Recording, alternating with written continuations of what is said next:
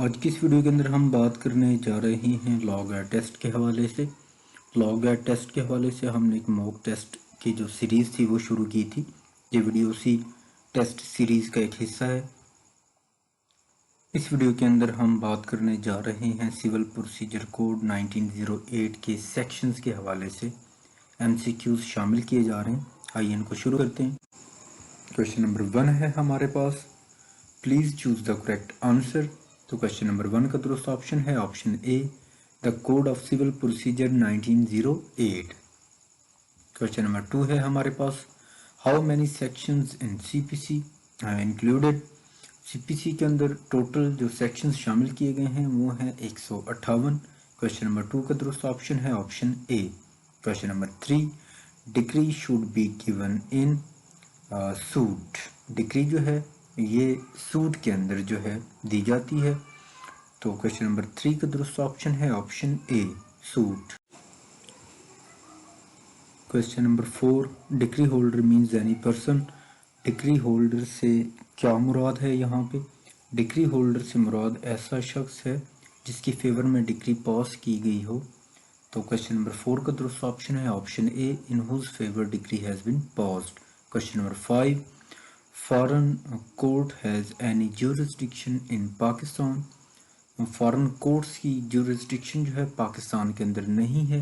Question number 5 का दुरुस्त option है option B, no. Question number 6, foreign judgment means a judgment passed by. Foreign judgment से मुराद एक ऐसी जजमेंट है जो कि पास की जाती है फॉरेन कोर्ट की जानिब से। क्वेश्चन नंबर 6 का दुरुस्त ऑप्शन है ऑप्शन सी। क्वेश्चन नंबर 7 है हमारे पास, जज मीन्स, जज से क्या मुराद लिया जाता है CPC के अंदर? तो जज से मुराद है presiding officer of the court. Question number 7 का दुरुस्त ऑप्शन है option A. Question number 9, judgment debtor means any person. Judgment debtor से यहाँ पे क्या मुराद लिया जाता है? जजमेंट डेटर एक ऐसा शख्स होता है जिसके अगेंस्ट कोई भी डिक्री पास की जाए। क्वेश्चन नंबर 9 का दुरुस्त ऑप्शन है option A, against whom a decree has been passed. Question number 10, mean profit of a property means those profits which the person holds in. Main profit जो है ये एक ऐसा प्रॉफिट होता है जो कि किसी भी प्रॉपर्टी से कोई भी शख्स हासिल करता है और वो उस प्रॉपर्टी के ऊपर रॉन्गफुल पोजेशन होल्ड कर रहा होता है। तो क्वेश्चन नंबर 10 का दुरुस्त ऑप्शन है ऑप्शन बी, रॉन्गफुल पोजेशन। यानी कि मीन प्रॉफिट से मुराद ऐसा प्रॉफिट जो कि कोई भी शख्स किसी भी प्रॉपर्टी से वो प्रॉफिट हासिल करे और उस शख्स के पास वो प्रॉपर्टी जो है या उसकी पोजेशन रॉन्गफुल हो। तो क्वेश्चन नंबर 10 का दुरुस्त ऑप्शन है ऑप्शन बी।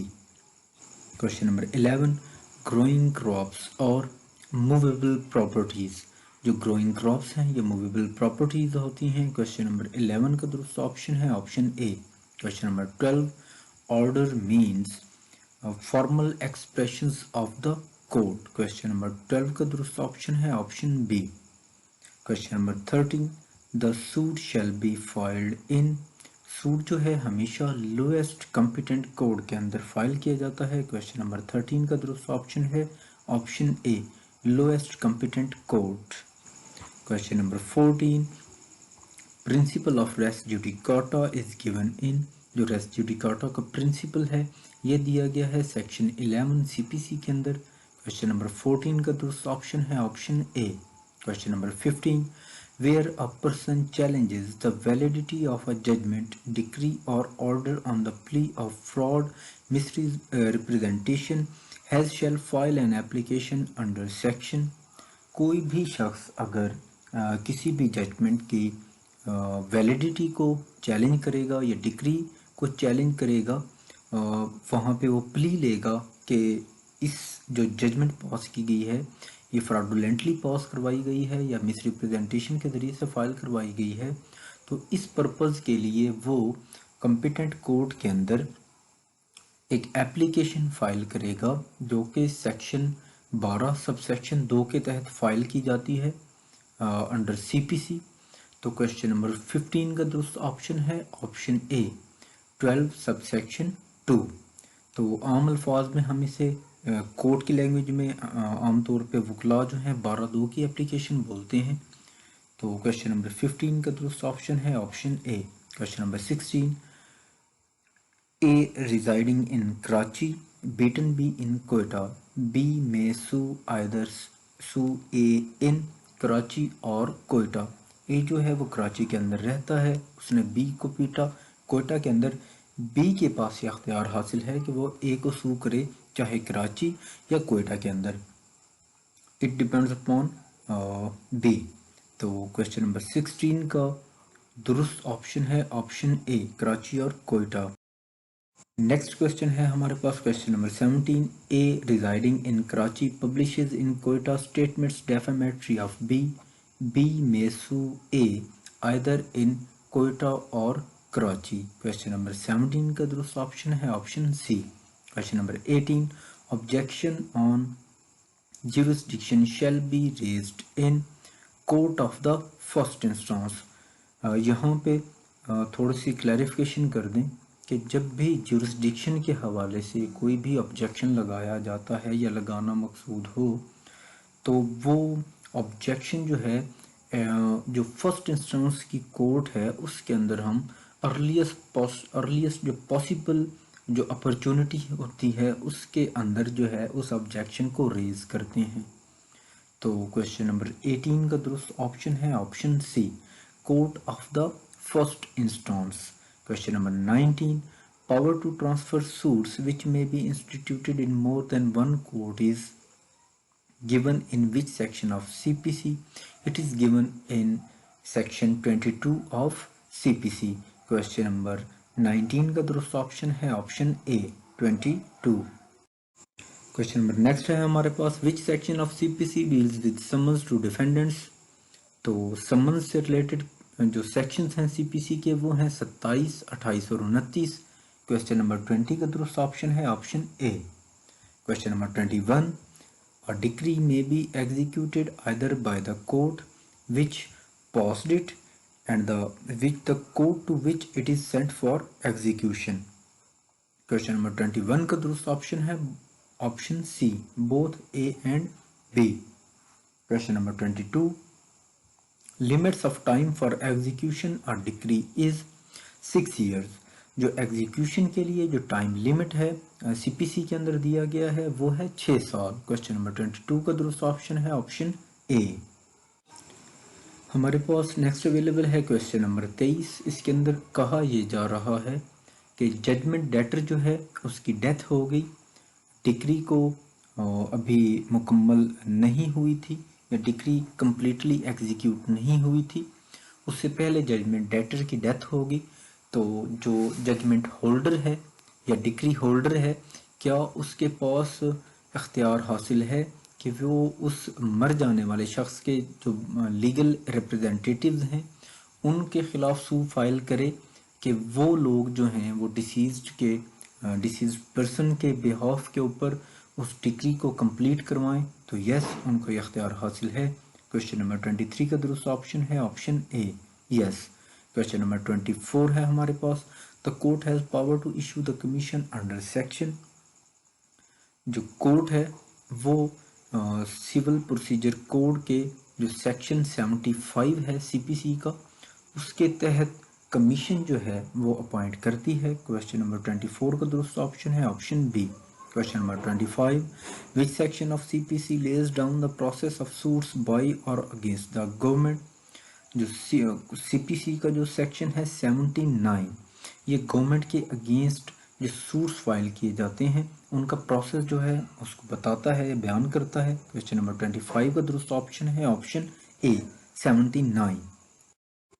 क्वेश्चन नंबर 26 है हमारे पास, if an alien is residing in Pakistan he may sue someone with the permission of. कोई भी एलियन पाकिस्तान के अंदर रह रहा है और अगर उसने किसी मैटर के ऊपर किसी को सू करना है तो वो फेडरल गवर्नमेंट से पहले इजाज़त लेगा, उसके बाद वो सूट फाइल कर सकता है। क्वेश्चन नंबर 26 का दुरुस्त ऑप्शन है option B. Question number 27, supplemental proceedings are given in which section of CPC। Supplemental जो प्रोसीडिंग्स हैं वो सेक्शन 94 CPC के अंदर दी गई हैं। क्वेश्चन नंबर 27 का दुरुस्त ऑप्शन है option A 94। Question number 28, no appeal shall lie from a decree passed by, appeal जो है लाई नहीं कर सकती उस डिक्री के अगेंस्ट जो कि पार्टीज ने अपनी आपस में म्यूचुअल कंसेंट से कोई भी डिक्री पास करवाई हो।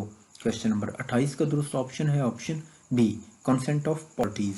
Question number 29, second appeal lies to, second appeal जो है ये लाई करती है हाई कोर्ट को। क्वेश्चन नंबर 29 का दुरुस्त ऑप्शन है option A. Question number 30, which section of CPC deals with revision, revision से सीपीसी का जो सेक्शन है वो डील करता है वो है 115। क्वेश्चन नंबर 30 का दुरुस्त ऑप्शन है option C. Question number 31, any court may state a case and refer the same for the opinion of the High Court under which section of CPC such reference shall be made to the High Court। यहाँ पे कहा यह जा रहा है कि अगर किसी भी कोर्ट ने किसी भी मैटर के ऊपर हाई कोर्ट की ओपिनियन लेनी हो तो वो उस मैटर को रेफ़र करता है हाई कोर्ट को। तो किस सेक्शन के तहत सीपीसी के उस कोर्ट को ये मैटर जो है हाई कोर्ट को रेफ़र करने का इख्तियार हासिल है, वो है सेक्शन 113। क्वेश्चन नंबर 31 का दुरुस्त ऑप्शन है ऑप्शन सी। क्वेश्चन नंबर 32 है हमारे पास, exemption of certain women from personal appearance under, बाज़ ख़वातीन को चंद एक सूरत हाल के अंदर एग्जेम्पशन हासिल है पर्सनल अपीयरेंस से, और ये जो प्रोविज़न है ये बयान की गई है सेक्शन 132 सीपीसी के अंदर। क्वेश्चन नंबर 32 का दुरुस्त ऑप्शन है option A, section 132 of CPC. Question number 33, under which section of CPC court holds inherent power, court के पास जो इनहेरेंट पावर है वो अंडर सेक्शन 151 ऑफ सीपीसी है। क्वेश्चन नंबर 33 का दुरुस्त ऑप्शन है option B. Question number 34, clerical and arithmetical mistake in judgment or decree corrected at any time by court, जो क्लैरिकल या अरिथमेटिकल कोई मिस्टेक हो जाए जजमेंट या डिक्री के अंदर तो वो किसी भी वक्त कोर्ट की जानिब से उसको दुरुस्त किया जा सकता है विदाउट एनी एप्लीकेशन भी कोर्ट ऐसा कर सकती है, या अगर लर्नड काउंसिल्स की जानिब से कोई एप्लीकेशन आ जाए उस सूरत में भी उसको दुरुस्त कर सकती है। क्वेश्चन नंबर 34 का दुरुस्त ऑप्शन है option A, yes.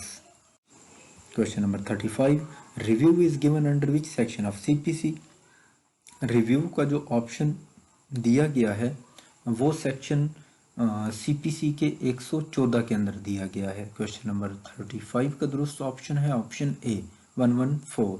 Question number 36, appeal to the supreme court lies in accordance of which section of CPC, जो अपील्स हैं जो सुप्रीम कोर्ट को लाए करती हैं उसके हवाले से जो प्रोविज़न है वो दी गई है सेक्शन 109 सीपीसी के अंदर। क्वेश्चन नंबर 36 का दुरुस्त ऑप्शन है option A.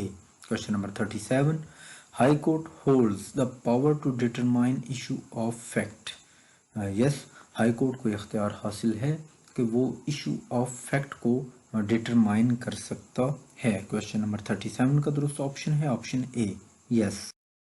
Question number 38, no proceedings in any court lies against diplomatic agent, yes it is true, diplomatic agent के खिलाफ किसी भी कोर्ट के अंदर कोई भी प्रोसीडिंग्स जो हैं वो शुरू नहीं की जा सकती। क्वेश्चन नंबर 38 का दुरुस्त ऑप्शन है option A. Question number 39, the court have power to striking out pleadings, yes, court को जो प्लीडिंग्स हैं उनके अंदर स्ट्राइक आउट करने की जो पावर है वो हासिल होती है। क्वेश्चन नंबर 30 का दुरुस्त ऑप्शन है option A, yes. Next question है हमारे पास question number 40, if a party who has obtained an order for leave to amend does not amend accordingly within the time limited for that purpose, if no time is prescribed by court then it is within how many days amendment should be made। यहाँ पे कहा जा रहा है कि अगर कोई भी पार्टी कोर्ट से ये इजाज़त लेती है कि वो जो प्लीडिंग है उसके अंदर कोई भी अमेंडमेंट करना चाहती है तो इसके लिए अगर कोर्ट कोई मखसूस टाइम जो है वो टाइम फ्रेम कर दे तो उस पार्टी को विद इन दोज डेज उसके अंदर जो तब्दीली करके कोर्ट को वो फाइल जो है करना पड़ती है। लेकिन अगर इस हवाले से कोई मखसूस टाइम जो फ्रेम है अगर ना दिया गया हो कोर्ट की जानिब से, तो वो इस मकसद के लिए ऑटोमेटिकली जो चीज़ अज्यूम कर ली जाती है वो है 14 दिन, कि 14 दिन के अंदर पार्टी जो है इस अमेंडमेंट को मुकम्मल करके कोर्ट के अंदर फाइल कर देगी। तो क्वेश्चन नंबर 40 का दुरुस्त ऑप्शन है ऑप्शन ए 14 डेज।